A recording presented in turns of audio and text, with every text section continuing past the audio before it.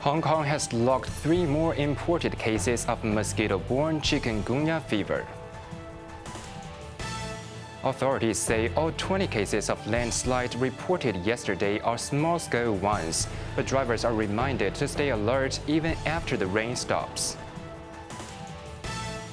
And 2 Chinese nationals arrested in the United States for smuggling advanced chips to China.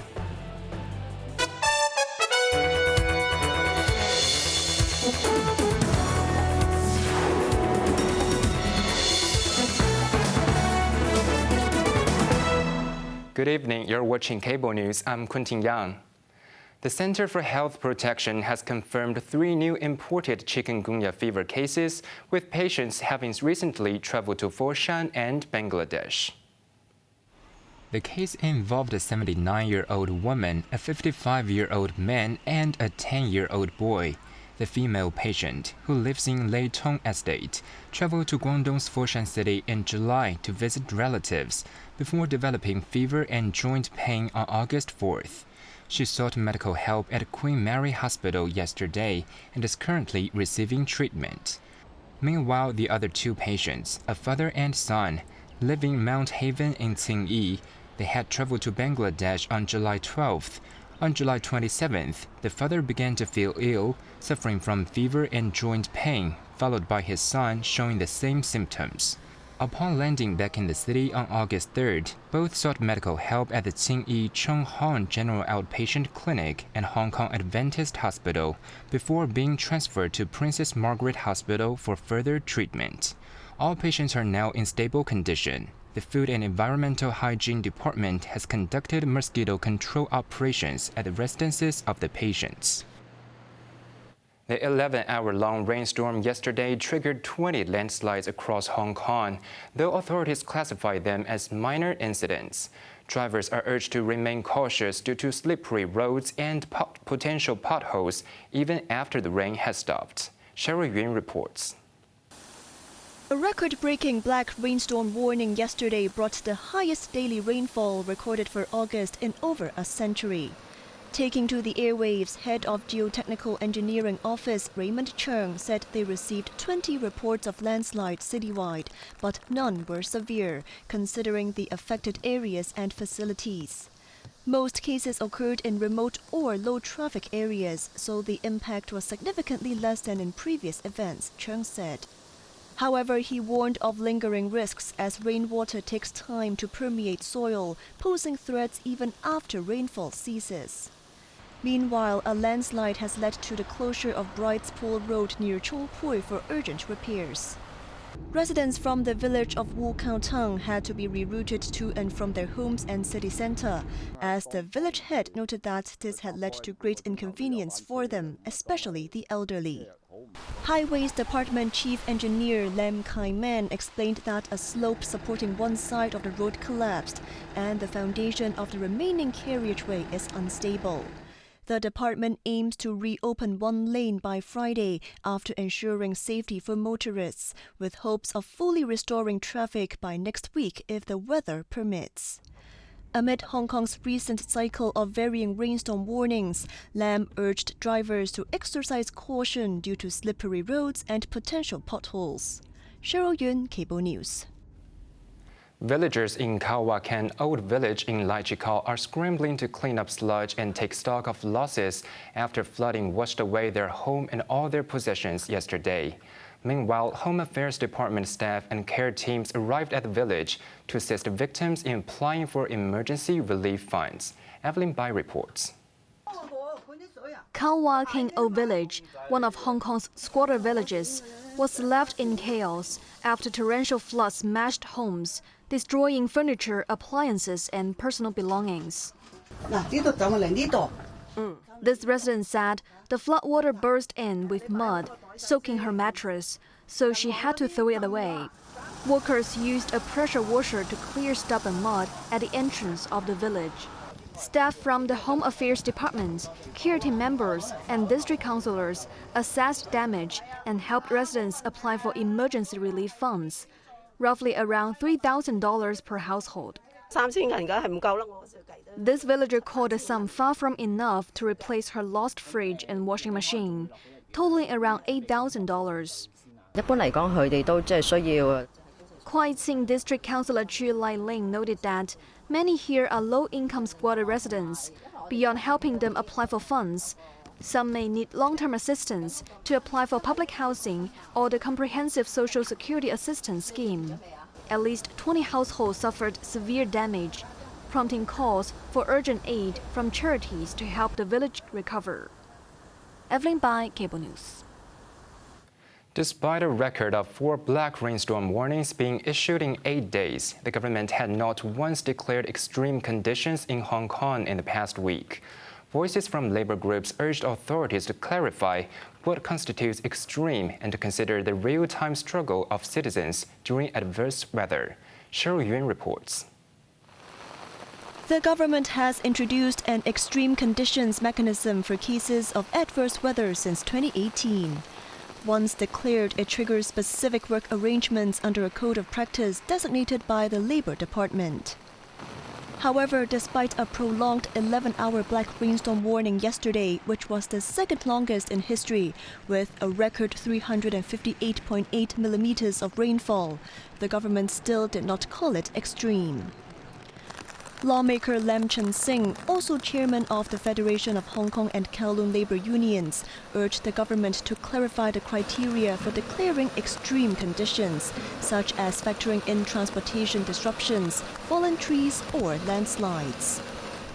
Fei Siu, chief executive of the Association for the Rights of Industrial Accident Victims, called on the government to consider real-time struggles of citizens during adverse weather, noting that many have taken to various platforms to report difficulties getting to work due to severe flooding or traffic chaos. The government stated it would consider declaring an extreme situation in the event of a natural disaster causing widespread impacts, such as large-scale power outages, extensive flooding, or severe disruptions to public transportation. Since the mechanism's implementation, the government has only declared an extreme condition once, following the once-in-a-century rainstorm in 2023. Cheryl Yun, Cable News. 7 of 16 top-performing students who set their diploma of secondary education exams this year will study medicine at the Chinese University of Hong Kong, as over 15,800 applicants secured places for a bachelor's degree or subsidized diploma through the joint university program's admissions system today. Overall, 36.53% of the 43,269 applicants received offers from the 8 publicly funded universities and the Hong Kong Metropolitan University, marking the lowest acceptance rate in 6 years amid rising competition. CUHK dominated top-tier admissions, recruiting half of the city's top 100 students, with 40 entering medicine and the others joining business and science programs. Among them is Wang Haibo, the ultimate top scorer with 8 perfect 5-star grades, highlighting medicine's enduring appeal among elite students. Additionally, the University of Hong Kong admitted 5 top scorers, with 4 to study medicine and 1 in its science program, while the Hong Kong University of Science and Technology enrolled 4 in international research enrichment, quantitative finance, and global business. Both HKUs in CUHK's medical schools also accepted 30 international baccalaureate perfect scorers. Beyond degree programs, over 4,900 students secured subsidized places at self-financed institutions like Hang Seng University and Shuyang University, an 11.7% annual increase. 2 Chinese nationals were arrested in California in the United States, facing a charge of illegally shipping millions of US dollars worth of cutting-edge artificial intelligence chips to China, including those made by NVIDIA. Evelyn Bai reports. The 2 defendants, both 28 years old, include a lawful permanent resident and an individual with an overstayed visa. According to the U.S. Justice Department, they used an El Monte-based company to export over 20 shipments of sensitive technology, including graphic processing units designed by NVIDIA to China. One of the exports, H100 GPUs, is described as the most powerful chip on the market, and can be used in developing self-driving cars, medical diagnosis systems, and other AI-powered applications.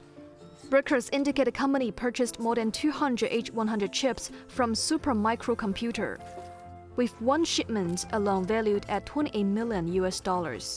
From October 2022 through July 2025, the shipments from the company went to Singapore and Japan, while the department believes the goods were ultimately rerouted to China as payments were received from firms in both mainland and Hong Kong. Those shipments did not obtain the required licenses, the U.S. Justice Department said in a statement, adding that the accused have been charged with violating the Export Control Reform Act and could face as much as 20 years in prison. The duo appeared in court on Monday, with the permanent resident granted a release on a $250,000 bond, while another has a detention hearing next week. NVIDIA responded that smuggling is a non-starter, saying that it primarily sells products to well-known partners who help to ensure that all sales comply with U.S. export control rules. Evelyn Bai, Cable News.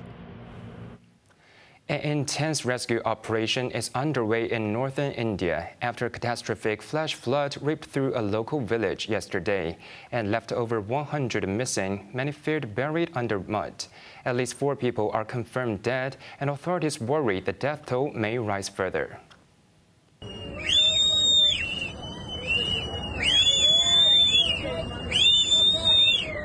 The disaster struck as torrential rains triggered a sudden surge of water down a mountain river, inundating Durali village located near the Himalayas.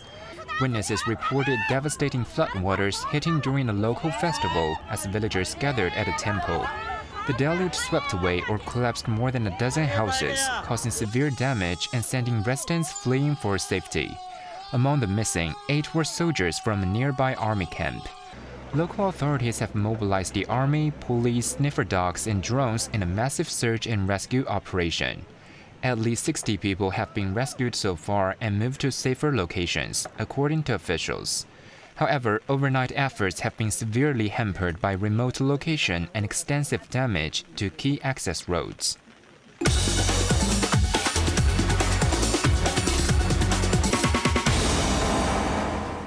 Now let's take a look at the stock market. The Hang Seng Index edged up 8 points.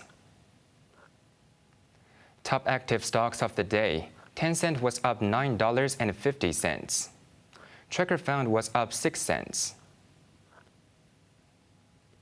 Meituan was down $1.80, and Pop Mart was up $20.20. On to the weather now. Mainly cloudy. A few showers tonight and tomorrow morning. Hot with sunny periods during the day. Temperatures will range between 26 to 32 degrees. Mainly fine in the following couple of days. Now let's take a look at the weather around the world.